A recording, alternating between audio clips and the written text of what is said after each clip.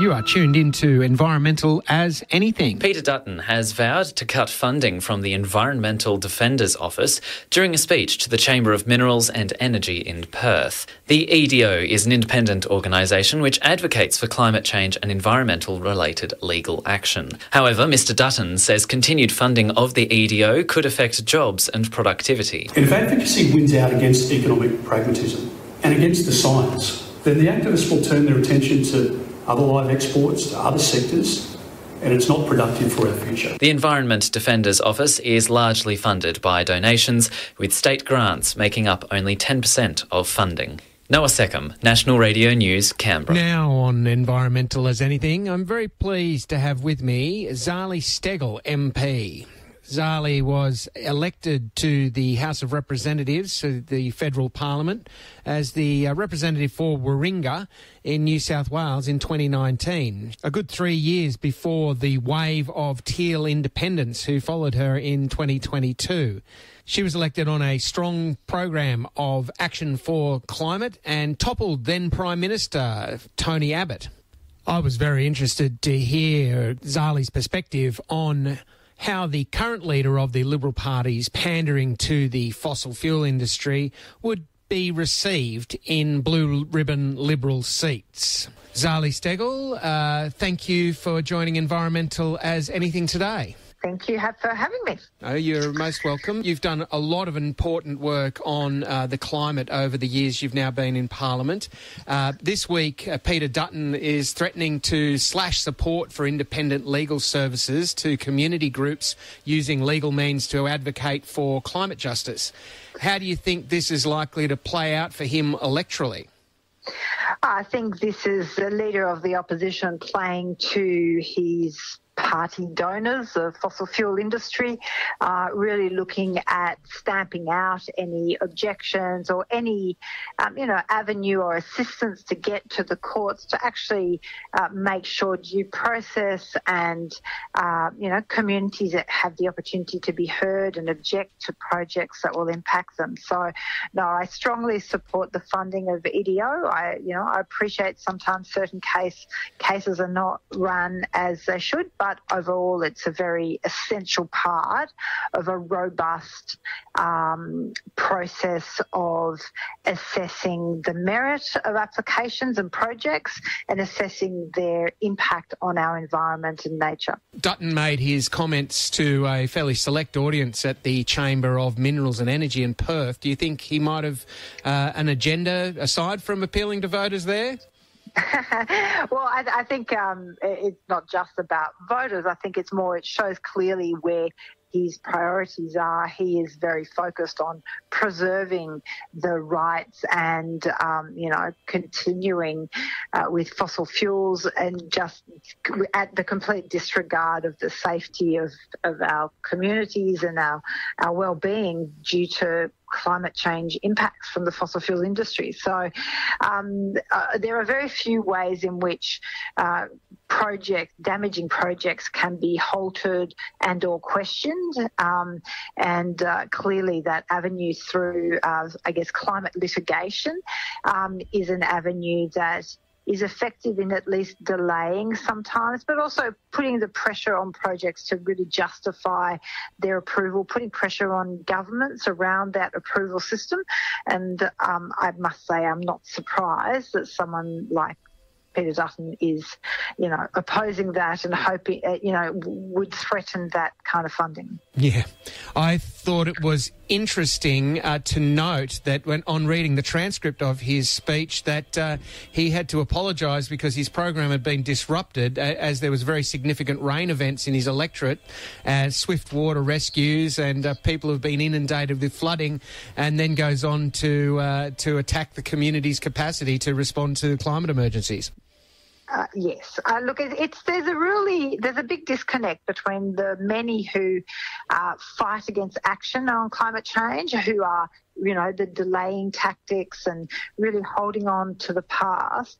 But yet, as soon as natural disasters occur, whether it be flooding or bushfires, they are the first to complain about, the rollout of support for their communities or the warnings that they receive from the Bureau of Meteorology, or, there's this complete disconnect between the warnings that have been loud and clear by scientists for years in relation to the increased risk of these events and the severity of these events and the ensuing impact on communities. And then obviously the cost to communities and their ability to recover, and then just a complete unwillingness to acknowledge and accept the cause, or an unwillingness to mitigate these risks and these events by transitioning off fossil fuels.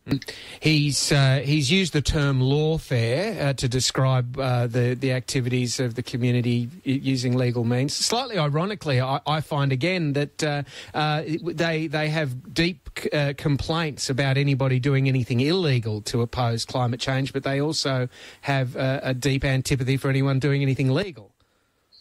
Yes, look, I think it is holding on to every means possible to limit that questioning and that, that process. I guess there's just been such a dominance by the fossil fuel industry and such a monopoly over government, and we know they are big, donors to both major parties. There's a huge amount of influence. There's a revolving door from policy advisors and politicians back to the industry. And so I think it's really important, to make sure as a democratic country we have robust laws to ensure proper checks and balances in relation to projects. And that does bring us to a very topical, I think, issue at the moment, where the Parliament, we're reviewing the EPBC Act, which is the environmental, well, I'm sure your listeners are very aware, but Environment Protection Biodiversity Conservation Act, which is very much part of the approval process for large fossil fuel projects. And there's simply these laws must be updated to take into account the long-term impact. And look, whilst we know the coalition were really bad on this, at the moment there's a real dragging of the feet by the Albanese government to put in place and update these laws. So I think, and we've got to remember, when community groups go take legal action and go to the courts can only apply the laws as they stand. And so that's why it's so important to have additional avenues to protect our future from climate change by having fit-for-purpose laws. So that's very much a focus of mine in coming months. Yes, very well, good. And you are, as I say, a lawyer and an MP. Do you think our legal system unfairly favours small community groups over multinational mining companies? Oh, that's very tongue-in-cheek. Yes, no, we know that mining companies, fossil fuels, have very deep pockets, have been able to, I think really override community wishes and interests for far too long. We don't yet have I think, robust enough laws to protect the environment and give voice to concern. So I think funding of the EDO is essential. I would just like to wrap it up on that, because there's these big picture questions about equity of access to justice. It's not a justice system if it's not equitable, is it? I mean, how does that work into the broad questions of being a functional democracy in your view? Yeah, absolutely, and it's really essential that there is that equitable access to justice and to the courts, and an ability to really scrutinise decisions of government in granting approvals, and also the merit of those approvals as against the projects and their impacts, and whether or not the laws have been duly applied by the government of the day. So that equitable access to justice is incredibly important. Mm-hmm. Well, thank you, Zali. That's very illuminating. We appreciate your perspective on all of that. And I was going to ask you if we've got a couple of minutes. Are there other big agenda items on your, coming up this year for you? What's on your calendar coming up? Well, look, this is going to be a key year that will set the tone for the 2025 federal election. And we need to be mindful that in 2025, Australia will be due to lodge its next nationally determined contribution under the Paris Agreement. So we absolutely need to accelerate our ambition. So I'm very much pushing for the government to commit to a floor of 75% emissions reduction by 2035. Of course, it's important to remember the Labor government, whilst better than the coalition, is not yet ambitious enough when it comes to emissions reduction and will not be ambitious in the absence of being pushed by the community, I think, and the crossbench, because we certainly know they won't be pushed by the coalition to be ambitious on that. So for me, 2024, very much strongly pushing, and I hope communities will be with me, pushing that, putting the pressure on government for an ambitious and an important 2025 target for the Paris Agreement, and pushing the government to move on methane. So methane being one of the most potent warming gases, obviously 80 times more potent than CO2 in the first 20 years. And so incredibly important in this next decade, if we can limit the amount of methane, better measure and limit the amount of methane being released into the atmosphere, to not accelerate over tipping points the way we currently are. And so the government, there has been a very important review of legislation, and I will be pushing the government to implement all the recommendations around that review. So lots on. And then, of course, EPBC Act, it goes without saying. I am preparing a private members bill around that to deal with that we have to have much better acknowledgement in approvals in related to likely stranded assets because of climate risk. And so to bring that consideration into any approval process, and when the minister must weigh up the impact of a proposal on the environment and long term, taking climate into account. Wow, sounds like you're going to be busy. That's good to hear. We'll have to keep in touch, keep us posted as progress emerges. Absolutely. That was Federal Independent MP Zali Steggall sharing her analysis of the political impact of fossil fuel industry spokespeople attacking the community's efforts to find legal resolutions to the issues of the climate emergency here on Environmental As Anything. Right now on Environmental As Anything, I'm going to be speaking to Chris McGrath, barrister and environmental law academic, about the fossil fuel industry's efforts to curtail the community's capacity to challenge the legality of those undermining our climate. Dr Chris McGrath is a barrister in Queensland and practising in environmental law, and an adjunct associate professor in the School of the Environment at the University of Queensland. Chris, thanks for joining Environmental As Anything today. Yeah, great. Pleasure to be here, Sean. We've heard the leader of the opposition, Peter Dutton, attacking the rights of community groups to try to enforce the law against the fossil fuel industry. What do you think of Dutton's use of the term lawfare in this context? Well, you've got to keep it in perspective. The reason he's attacking particularly the Environmental Defenders Office, which is a community legal centre that specialises in environmental law, helps a lot of farmers, First Nations people, communities around Australia. They're really good solicitors, and they've been really effective particularly in the last decade. They've won a lot of cases against fossil fuel sector, just environmental harm generally, and they get attacked because they have been so effective.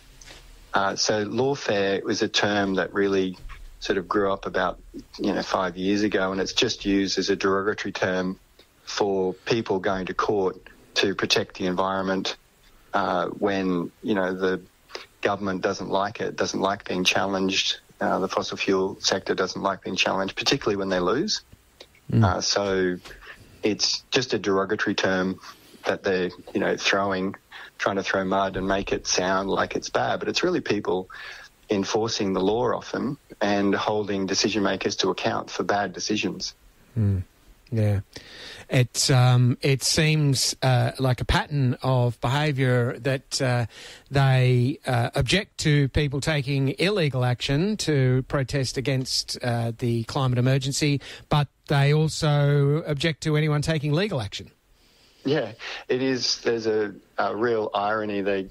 The term was used a lot when, particularly against the Adani mine, there was a lot of litigation, but the Federal Environment Minister agreed that he'd made an error in making his decision and agreed to have a decision set aside.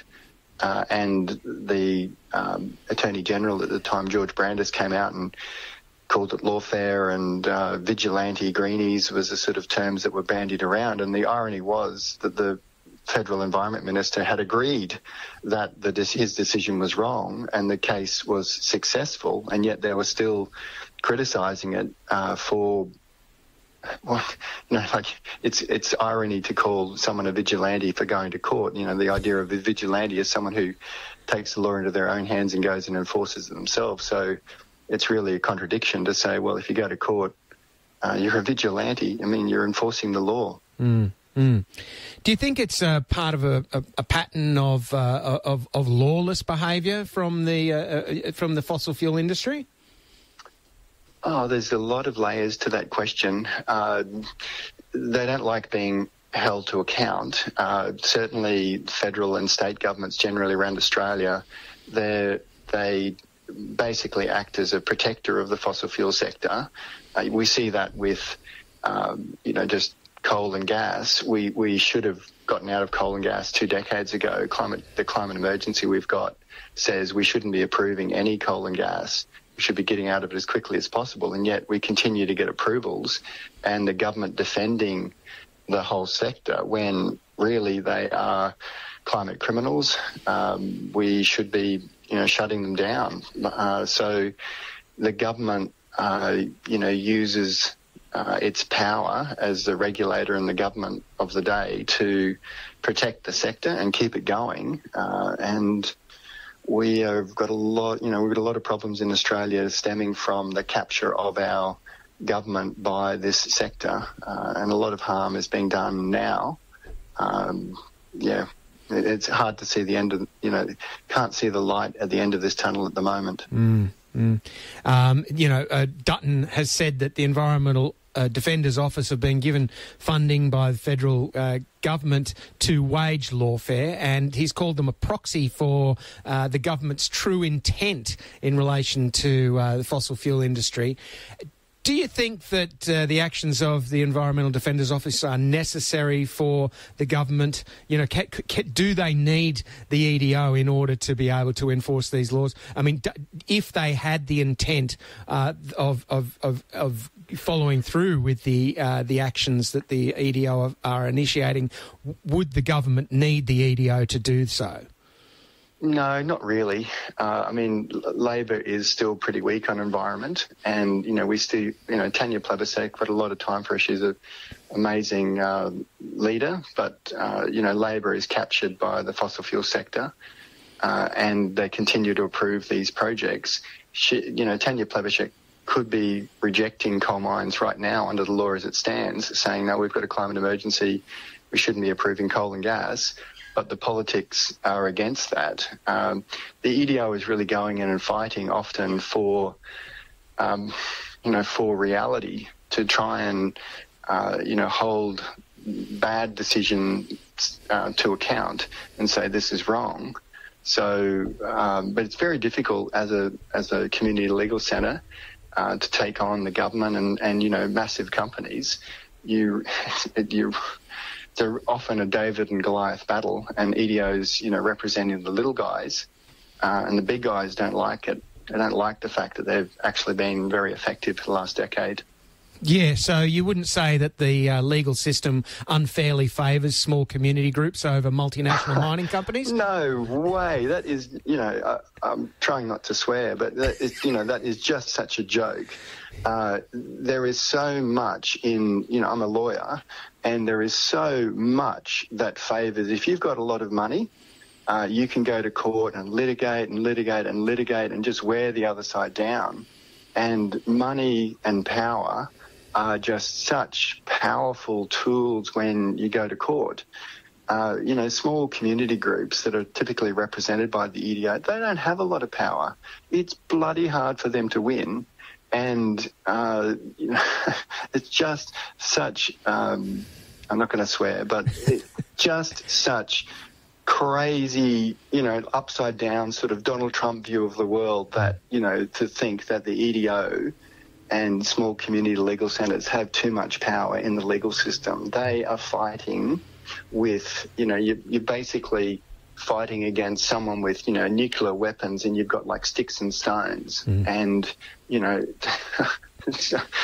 just a crazy, what's that term, gaslighting? Yeah. When someone is trying to, change your view of reality or challenge, the reality is it's very difficult for community groups to win against the government and big companies like Santos.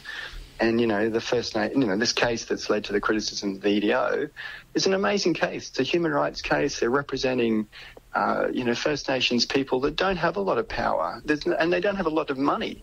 So, they've gone in and they've been criticised for some things that were done in the case, but these are the good guys. These are they're people trying to do the right thing, and they've been criticised, but God, the irony of, being the criticisms that are made against them. Mm-hmm.